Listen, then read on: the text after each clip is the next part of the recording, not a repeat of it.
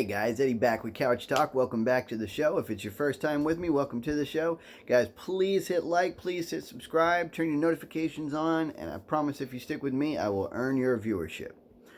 All right, so what's the big thing today? Today, we're going to talk about the big court case that is being filed against Fox News. Actually, there's two big court cases that are being filed against Fox News and a number of other people. In conjunction with the narrative about the election, all right, about the 2020 election. And most of it is with regard to the voting machine systems, right? So Smartmatic has one and Dominion has one going, although the one with Dominion seems to be moving along faster. I'm not sure why that is, maybe because they're smaller, but anyway, so...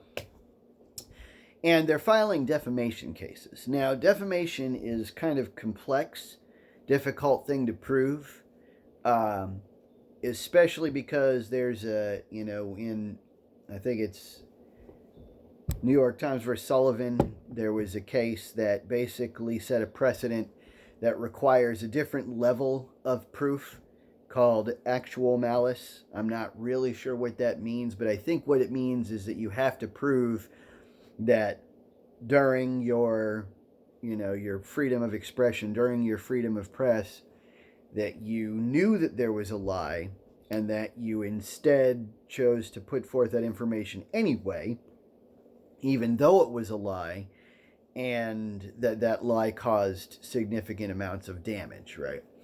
Now, as far as all of those claims in the case against Fox News, I'm not sure how much of it can be proven because there's a couple of barriers legally between Fox and, just an automatic, here's all the money.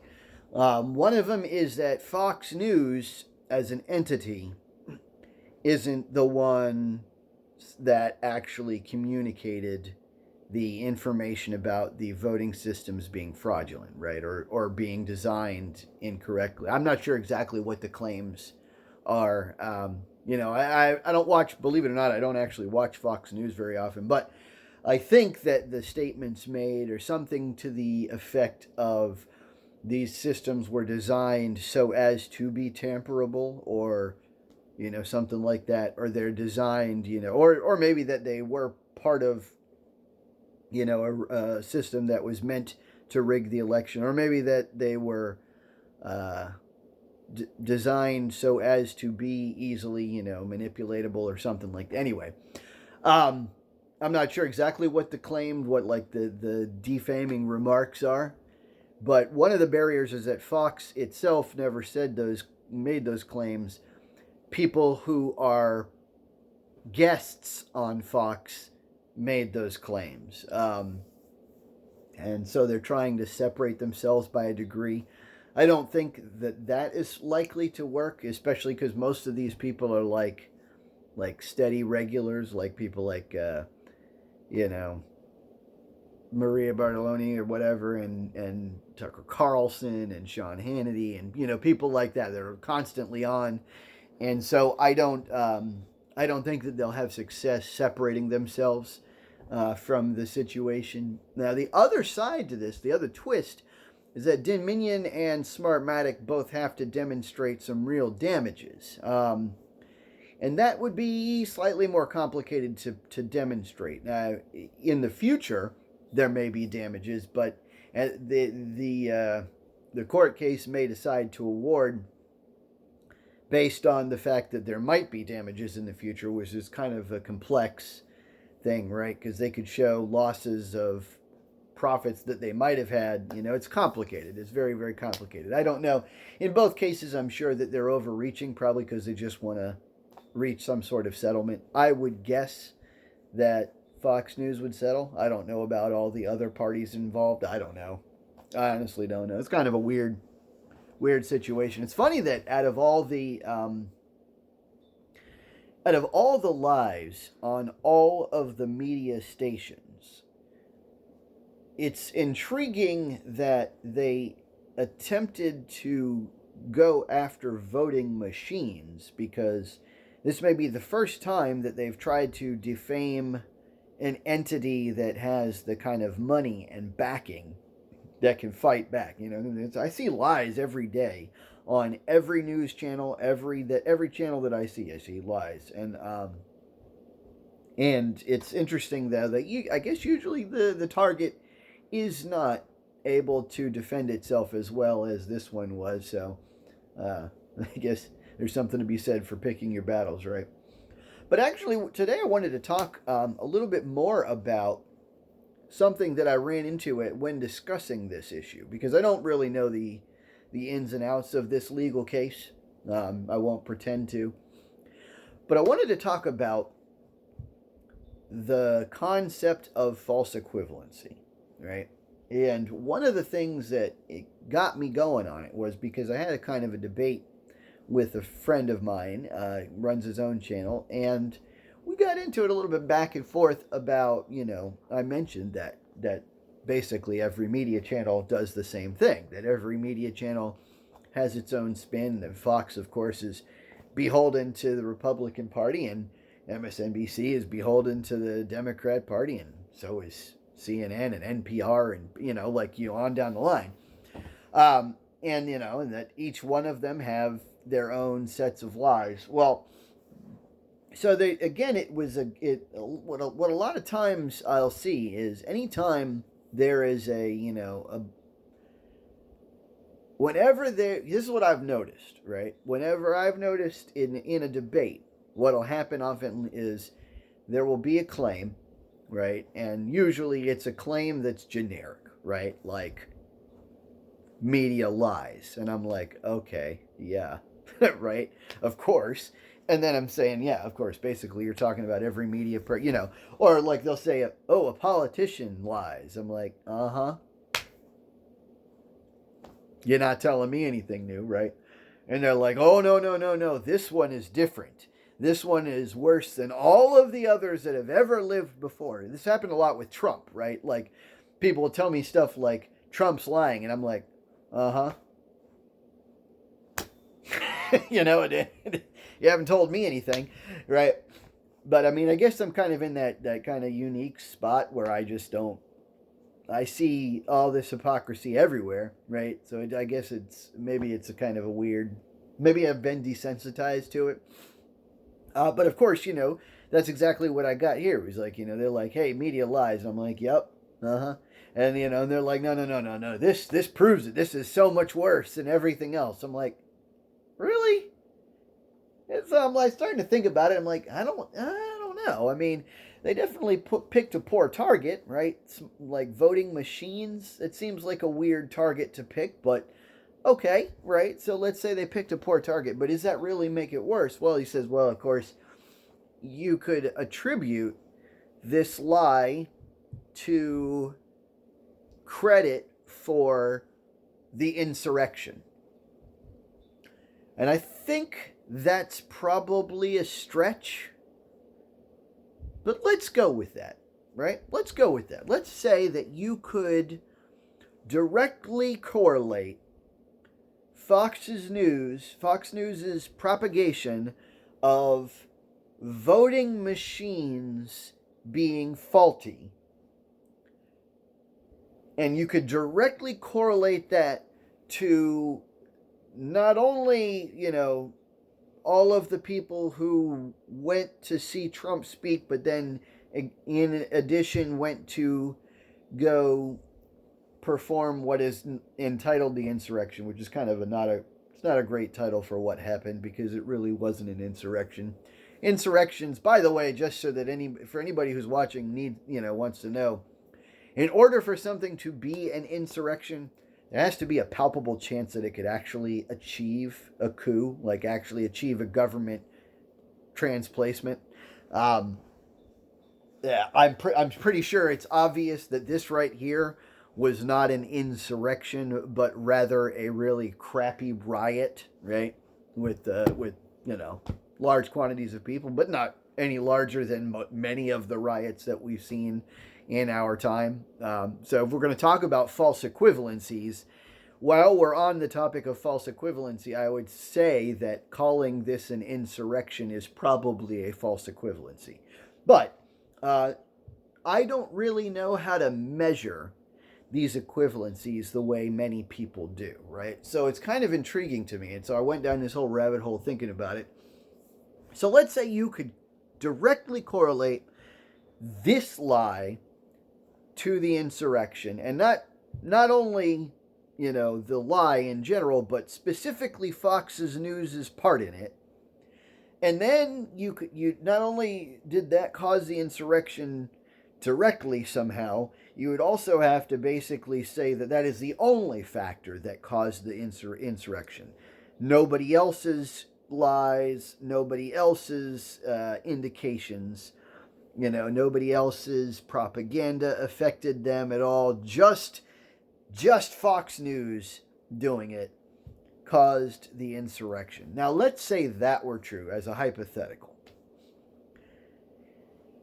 Many people say that the way that the left-leaning media crushed the Hunter Biden laptop story led to the change in the election this last time, right? Like, basically overrode the entirety of the election. Incidentally, I think that's what a lot of people mean when they say the election was rigged. I think they're not really talking so much about the voting machines per se. I think they're talking about lots of little factors like, ballot harvesting and stuff like that. And the fact that there was electoral tampering as far as the Hunter Biden laptop story, and how there was a lot of suppression in the media with respect to Facebook and Twitter, and their conjunction with big tech and their government ties there. I think that's what most people mean. I don't think that they actually mean rigged. Like, I don't think they actually mean that there was actual foul play from a legal sense. But I don't know, actually. There probably are some people out there that mean that there's there were some legal problems too, right?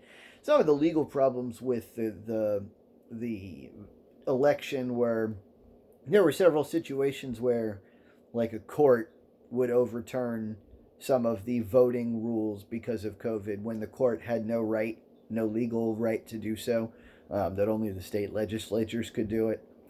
So that was one, there's some little ones here and there. And there was some, believe it or not, there was actually some ballot harvesting mostly in states where it was legal, but occasionally there was some in some states that probably wasn't legal. But, that was probably not so widespread. On the whole, I would guess that the stuff is not very widespread, but I noticed there was a study that came out not too long ago. I encourage you guys all to take a look at it. I'll post it below. It's the only study that has demonstrated some real data to indicate potentially widespread tampering of some sort with the election. And it's this whole, bunch of excess votes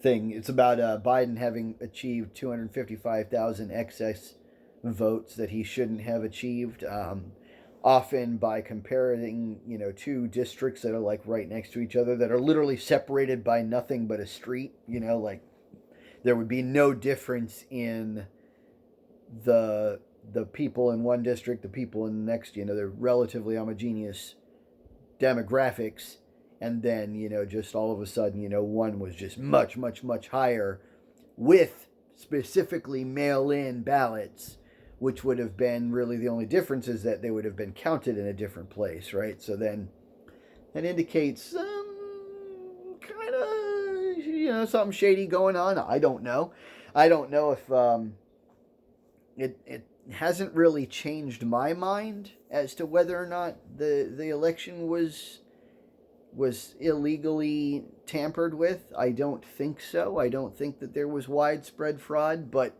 it's definitely raised my eyebrow. But I'll post that below. It's kind of interesting.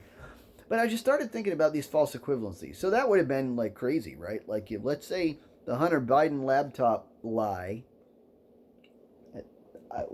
how big did that get? If it changed a president out, that's probably substantially bigger than a riot. I don't know, but it's hard to measure, right? Like, how do you measure those two things, right? Is it worse to tell a lie that costs 1,000 people their life, or is it worse to tell a lie that 1,000 lies that cost one person each their life? To me, I can't imagine trying to measure lies.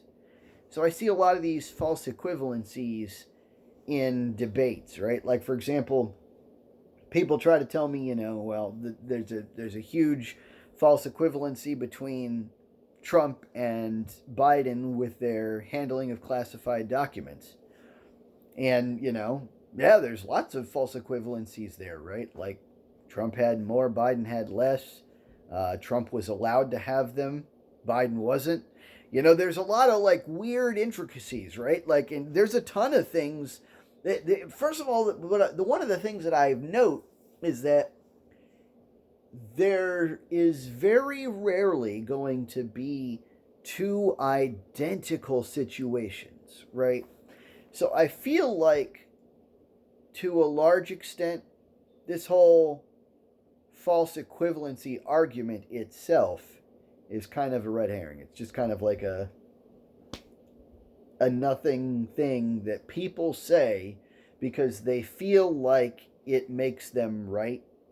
But I don't think that it does. And it's kind of weird, especially when you're talking to someone like me who doesn't really believe in the two-party system, doesn't really like either party.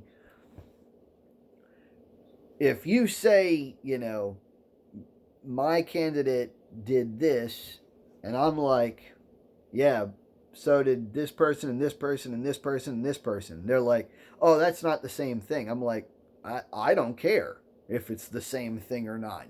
I'm not a Republican.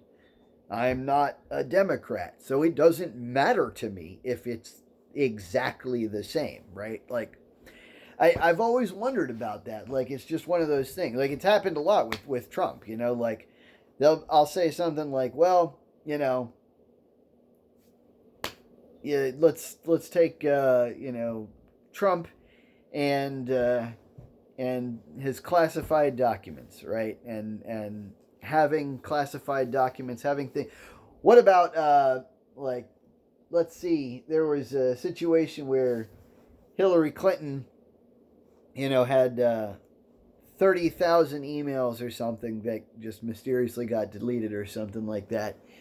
And, so that was poor handling of classified documents there, too, even though, it was on an unsecured server and stuff like that. And they're like, well, that's a false equivalency. I'm like, well, I don't know. I really wasn't equivalating, I wasn't equivocating them. I really wasn't trying to make one think that one is identical to the other, right?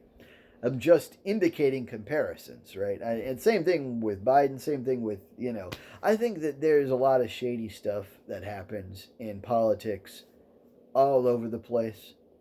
I think there's a lot of shady stuff that happens in the media all over the place.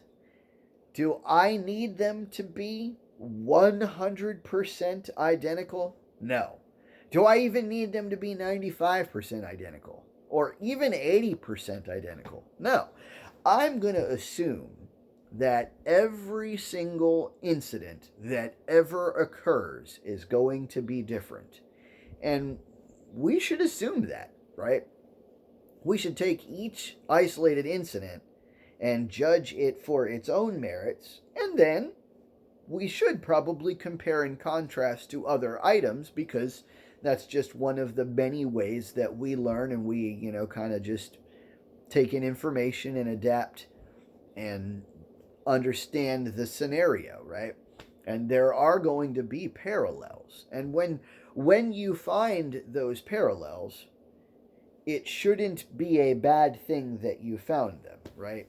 Like, I think the biggest lie that is still being told by both the right and left-leaning medias is still ongoing, and it's still this lie about the war. We're telling the lie that we should be over there. We're telling the lie that Ukraine is winning. That's a huge lie. And not only is it costing us a ton of money, it's costing them a ton of lives. Like, way bigger than the 5 lives that could possibly be attributed to this insurrection, which wasn't an insurrection, and those 5 lives didn't get cost on that day. I don't even know if it's safe to say that really those 5 lives were as a result of the insurrection. Even that one is shaky, but one could at least make the case that the insurrection was directly responsible to 5 lives lost. And I think the war in Ukraine is way, way, way, way, way more lives lost. So if we're going to go with false equivalencies, we're still very distracted at home. And the only thing that seems to matter to us on the left-hand side this time at the moment, it seems to be, it's like, yes, we finally got Fox News. And I'm like, well, MSNBC easily tells just as many lies. What I hope comes out of this is some accountability for all media. Wouldn't that be something? Wouldn't it be crazy if news outlets just gave us, like, the news? Wouldn't that be cool? Like, instead of all this conjecture, instead of all this editorializing, which Fox is infamously bad for, right? I think I saw this thing on PolitiFact or something, or Politico, or I can't remember where I saw it, but it was like they have a fact checker, and I think they said that like 48% of all the stuff that comes out of MSNBC is like either mostly false, or like basically a lie. And it was even worse for Fox News. If I remember, it was up over 50. I can't remember the exact numbers, but and I'm just sitting there looking at it like, really? Like literally half of all the news that the American people see is just false. I mean, that's pathetic. But let me know what you guys think. I am kind of curious, but one thing I think we need to move past as a people is this whole false equivalency dichotomy. I think it's a problem. I think what it is it's a telltale sign that this partisan beliefs thing, that this tribalism is more important than the truth, right? It's gotten to the point where we can have a really bad guy, and instead of being like, yeah, that guy's a really bad guy, we're like, well, no, yours is more bad. Come on, guys. We're better than that. As a nation, we're better than that. And, if Fox knew that they were lying about this and didn't believe it, shame on them. Shame on them. I'm not afraid to say it. And if MSNBC says something dumb and they know they're lying, like with the Hunter Biden laptop, shame on them. If they knew that they were lying when they claimed that the Wuhan lab COVID leak was unrelated and that it had been debunked because Fauci said so, shame on them. Because they knew they didn't have evidence to support that, but they did. They said it anyway.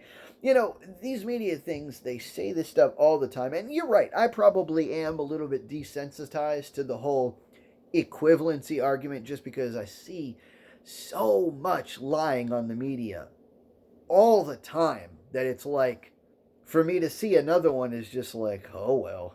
I've almost gotten to the point where as I'm watching it, I just tune it out. I hope you guys do too. What I'd love to do is take one of my, some of my my left-leaning friends, and I like to watch, some Fox News for a few minutes, and just we'll call it out anytime there's some BS. I'll be like, stop, that was BS. No way he knows that answer, stop, that was BS, that's exaggeration. Stop, and then flip over to MSNBC and do the same thing, like, no way that's true. No way. I would love to just do that, just because it'd be fun. It'd be fun to just kind of pick it all apart and pull all of the BS out and see what's left over. Anyway, I'll catch you guys next time on Couch Talk.